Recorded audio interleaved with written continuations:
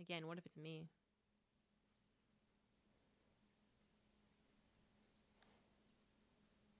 I'd be devastated.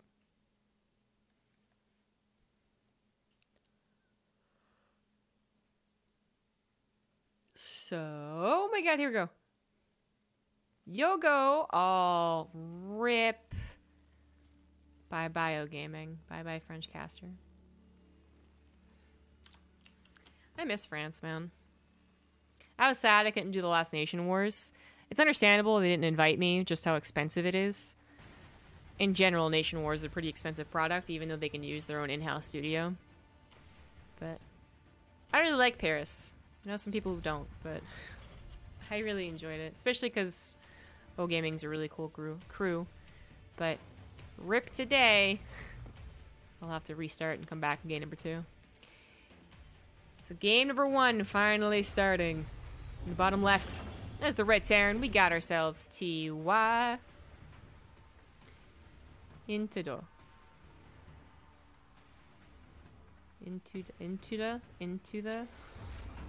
I don't know what his clan tag says. In the top right as the blue Terran, blue Terran. It is time. P's and B's. I mean, ugh. Why did English ever make a difference? Why is blue and plu gotta be so different? I mean, it's actually crazy. The more you study other languages, the more you realize, like, what sounds you're making, right? Like, we kind of think about it occasionally, but it's like when you study other languages that especially have different sounds, so not like other languages that are similar to English, you realize just how many sounds are difficult to make, right? Like, B and P really don't... Like, how different are they, really? But apparently in English, they're super different, okay? A penis is very different than the other word. You know what I mean? And, like, Korean also has, like, the same thing, where they have a couple of different sounds that basically just mean adding air, like a lot of air, that are very difficult to, you do naturally, you know, as a non-native Korean speaker.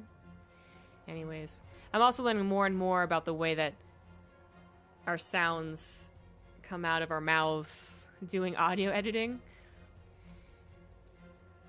How much S's are like T's. It's weird. Anywho, just buying some time here. Looks like we had a bit of a block on the command center, so it's a little off. Reaper to Reaper, though. 1 racks to 1 racks expand. Hellion to... Wait for it. Nothing. That's a nothing. Oh, because the Hellion's already out. Okay, Hellion to Hellion, and then a Tech Lab. There you go.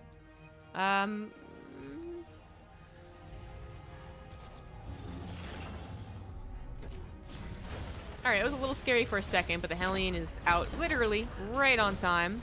And in fact, TY might take the better end of the trade. No. Time is going to skedaddle, realizing that's not going to work out. No one gets an advantage because they both went for very similar units. TY, however, is getting an extra Hellion, whereas Time is already on to better things here. Reactor is already done. Tank is already on the way.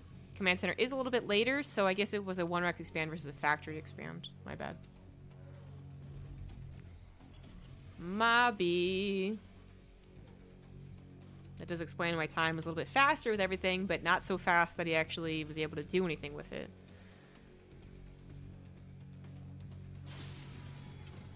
Raven versus Lib. He's gonna lose all these units. But if he got... Okay, he gets Time's Reaper. And he actually manages to escape with 2 units. Third one comes up to help, but there's a tank here, so it really isn't only going to be able to help so much. That micro saves 3 units when 2 of them really should have been dead. Yeah, I'm not sure. Like, you don't use those units the longer the game goes, true, but it's still a pretty early point in TvT where I think they could have been used later. Like, the Reapers, for instance, instead of diving towards the natural, go into the main base and get a scout and be more annoying. But he saves some units, so he can try later. As I said, Raven versus Liberator. Raven defensive here for TY, well set up, going into Vikings. Should really demolish the Liberator harassment. whenever it does come... There it is. I had lost it.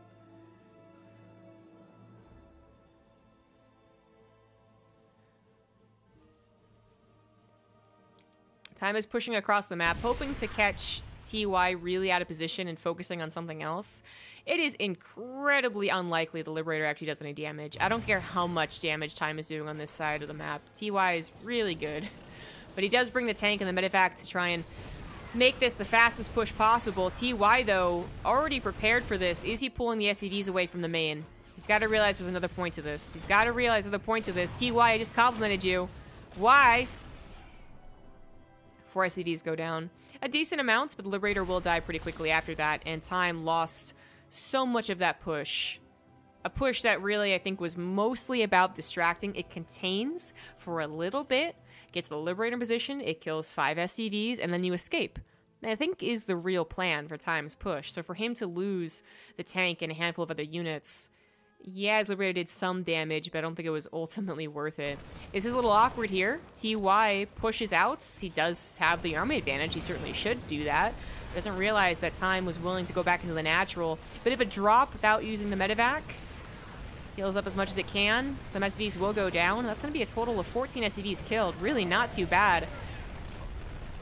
The Liberator also denied some mining. It was cleaned up pretty quickly, but it denied some mining. Time does have an economic lead of 7 workers now, but his army size, that's what's worrying. And he knows it. He's got tanks trying to be in good positions here. He knows about the Ravens. He actually can't not lose a tank or two against those Ravens, but if he can just hold on, add depth to his defense, then he might be perfectly okay. Adding the second bunker is really called for. He knows his army supply is not very good. He just gave away most of his army. Not much he can do about the air army either. He just has to hope that he holds on until he has a bigger ground army, I would say. He's trying to catch up in the air, but that's going to take a long time. Tank is forced to re-siege. Liberator coming forward for TY is absolutely brutal. Time trying to respond to every Liberator movement with the tanks barely escaping. Don't know if Time can actually hold against this man. Like, these are so many important units to TvT. He tries to take the fight. Auto turrets against the Vikings, really a very good idea. They got a couple of shots off, but now the Raven of Time is not so useful. He got TY's Raven, but the Liberator here, I mean, this tank doesn't even survive. Tank in the main didn't survive. Another tank's on the way, but yeah, too strong. Just way too strong. TY taking game number 1 pretty quickly.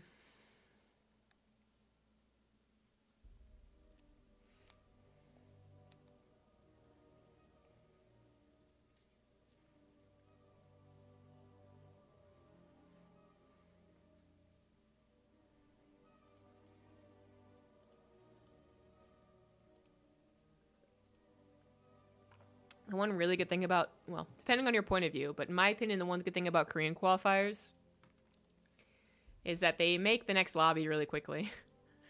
Now, sometimes that means they start the lobby without you, unless you're quick like a cat, but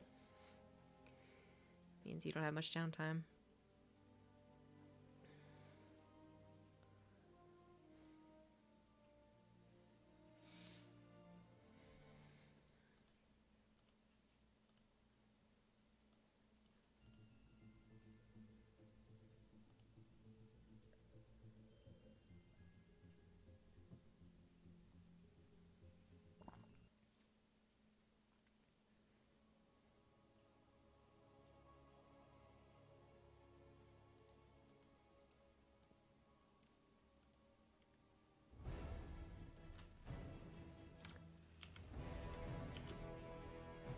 On Eternal Empire for game number 2 in the top right, it is the red Terran TY. Bottom left is the blue Terran. It is Time. TY playing the more defensive game, more around his build order, hitting a good push, then being fancy with distractions and micro, which is what I thought was going to happen for this series. I still think Time, the way that he plays, will eventually reward him. Maybe with a victory, but I do give the series to TY, and I do think his patient style works well, because he's really good. You know, I think till a certain point, being really aggressive in TvT is actually the better thing, TY is actually being the aggressor. What I was saying is that, like, until a certain point, I think being the aggressor in TvT is really good. You know, you're up until even, like, low GM. If you can just do a lot of things at once, you're going to catch your opponent off guard. But then I think at some point, you find really good defensive players who can not just macro well and have units prepared where they should be. Ooh, he's 3-raxing. But you also have units that, like, know what to expect. Like, you know they're going to do a Doom drop you for Vikings in position. You know they're going to do a push into a Liberator harassment, so you pull the SCVs preemptively. You know, that type of thing. So you have to really learn what to expect at a TvT, even against the guys who just run all over the place. So if you're really good defensively, if you're really patient, and your situational awareness is really good, like TY's, I feel like it's actually the best thing to do. But then again, Maru versus TY happened, showing the strength of both those styles of play, and Maru actually ended up winning, so it is debatable. But TY is the aggressor, so changing the script here. Time, he got a scout to see that one barracks building, but pretty late.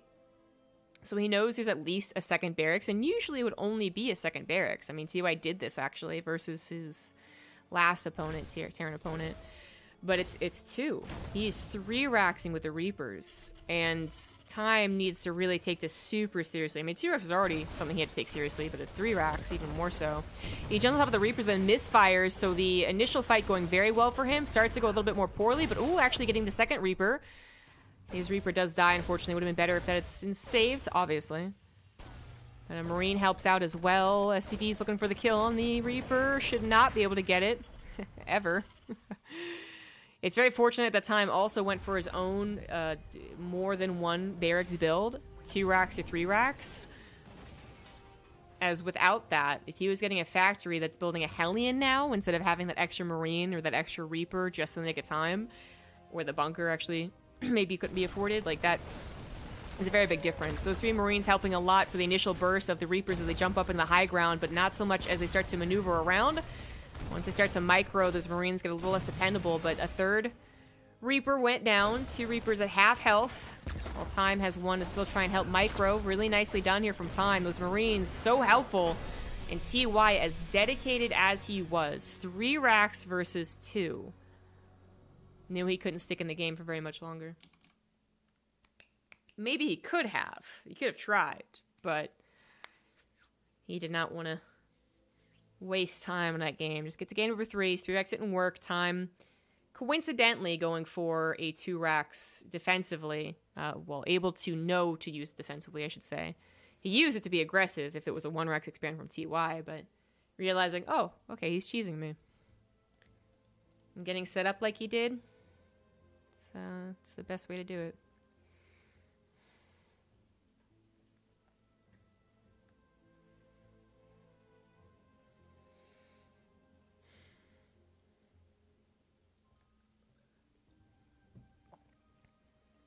Excuse me, on one of the horsemen.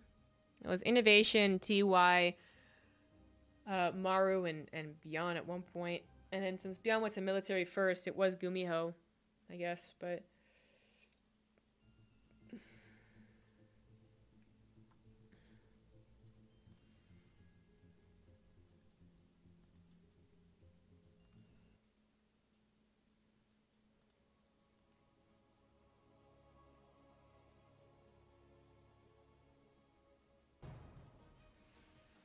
yeah, as far as who's the 4th horseman now, I mean, you could say Cure, but I don't think that's really true.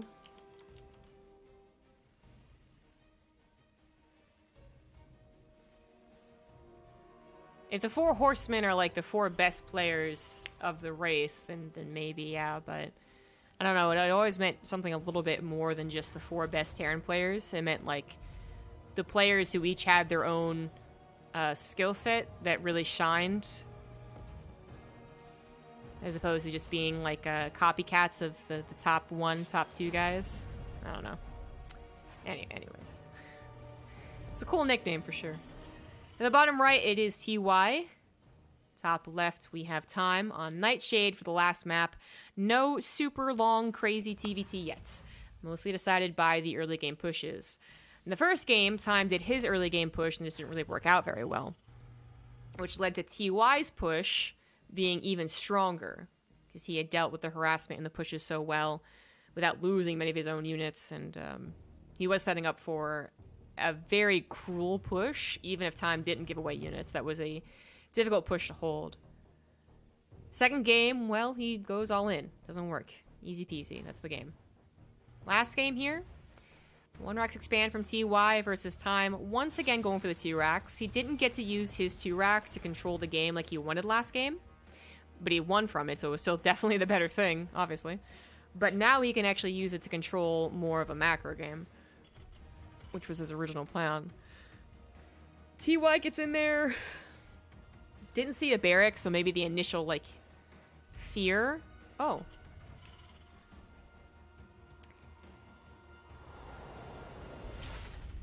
Okay, that actually was a big deal then.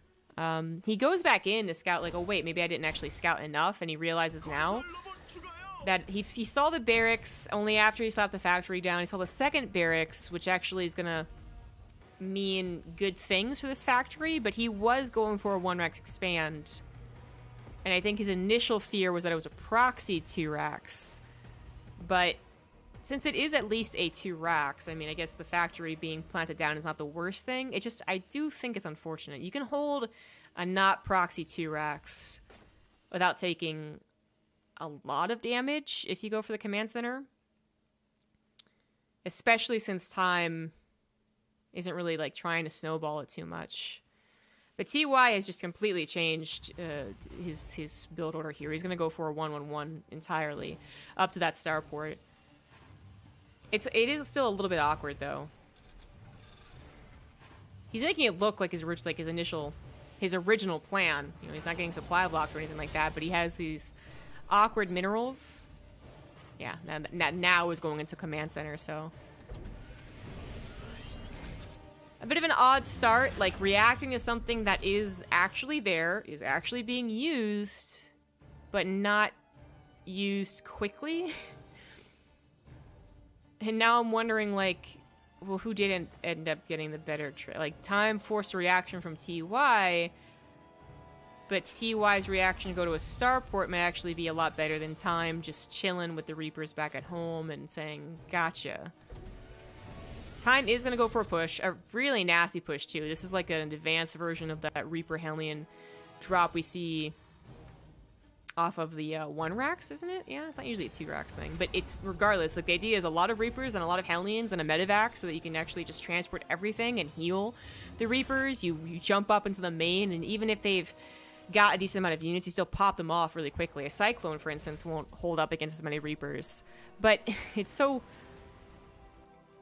It's a bit later. It's up against someone who did go for a 1-1-1 and someone who went for a Banshee 1-1-1. This Widowmine also might do a lot of damage. We'll see. Time could just simply avoid it, which I think he will. Usually you try and attack up here. Yeah, so the Widowmine not going to help. The Banshee's not back at home either, and either are these units, and this is going to get really weird. We're going to base trade territory. Another Banshee is on the way, which Time... I mean, he'll eventually get cleaned up by the single Banshee, but it won't pop in time to warn him about the Banshee already on the other side of the map. Not that he could do very much about it. A Cyclone's about to pop out of that factory, but will it be enough? Hellions and Reaper could also help the Banshee target it down. Time, he's got a micro with it. It gets the lock on the Banshee exactly as intended, but the cloak breaks it. Meanwhile, back on the other side of the map, so many SCVs have gone down. The Widowmine did not get that great of a shot. Good micro there from Time. The Cyclone went down, but a second Cyclone is on the way. No, a tank, actually. Whoa, I don't think it's usually a tank. Speaking of tanks, tank on the TY side goes down. As things get really, really weird. Oh my god. He canceled the tank. Okay, he canceled the tank, goes for a Cyclone. He can also afford a Viking. This is so important. TY's down to 3 workers. Time down to 1. 1 Banshee still alive back at home. Can try and stop this medevac micro from happening. He's gonna find the freshest mule there. Oh no. Oh, he gets it! He's still saving the units as well. This Hellion micro, are you serious right now? Stop. Another mule goes down. The Banshee gets cleaned up back at home, or rather just escapes, realizing that she was gonna get cleaned up. A Viking pops out for TY. Finally cleans this up. Oh my god. This game, though, what the hell? Time has more army supply. And he's going to push across the map. I mean, having a Cyclone and a Viking will tear down the Banshees of Time, of TY, really nicely. But what I was going to say is that they could try and do some fancy micro.